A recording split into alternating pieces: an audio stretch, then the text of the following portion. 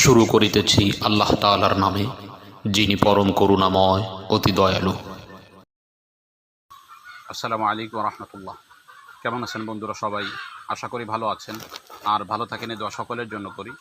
আজকে একটি গুরুত্বপূর্ণ বিষয় নিয়ে আপনাদের সাথে আলোচনা করতে যাচ্ছি। আলোচনা হলো, যেই ব্যক্তিরা তামান্না করে, ইচ্ছা পোষণ করে যে আমি ধনী হব, কিন্তু দীর্ঘ মেহনতের পরেও কোনো ফায়দা পাচ্ছে না, এইরূপ যেই সমস্ত ব্যক্তিরা রয়েছে। তো হাদিস থেকে একটি আমল পাওয়া যায়, যদিও আমলের পন্থাটা ভিন্ন। বাকি হাদিস থেকে এই এই দোয়াটা পাওয়া যায়। এই দোয়ার উপরে যদি আমল করা যায়, তাহলে আশা করা যায় আপনি অতি অতি দ্রুতই আল্লাহ তাআলা আপনাকে ধনী বানাই দিবে ইনশাআল্লাহ। এই আমল বহু উলামায়ে কেরাম, বহু মানুষে পরীক্ষা করে দেখেছে। আলহামদুলিল্লাহ, এই আমল যারাই করেছে আল্লাহ তাআলা তাদেরকে ভালো ফায়দা দিয়েছে। আমলটি হলো, হাদিসের মধ্যে একটি দোয়া আসছে, আল্লাহুম্মা কফিনি বিহালালিকা আন হারামিকা ওয়া আগনিনি বিফাদলিকা আম্মান সিওয়াক। আমি দোয়াটি আবার বলছি, আল্লাহুম্মা কফিনি বিহালালিকা আন হারামিকা ওয়া আগনিনি বিফাদলিকা আম্মান সিওয়াক।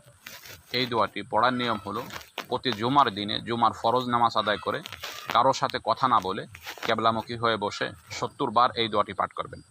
কিতাবের মধ্যে লিপিবদ্ধ করা হয়েছে, যদি কোনো ব্যক্তি প্রথম সপ্তাহ করে, তাহলে এই দোয়ার প্রভাব সে ব্যক্তি এই এক সপ্তাহের মধ্যেই অনুভব করতে পারবে। এবং আলহামদুলিল্লাহ, এই দোয়ার ব্যাপারে আমার একটা পরীক্ষিত কথা শোনাই।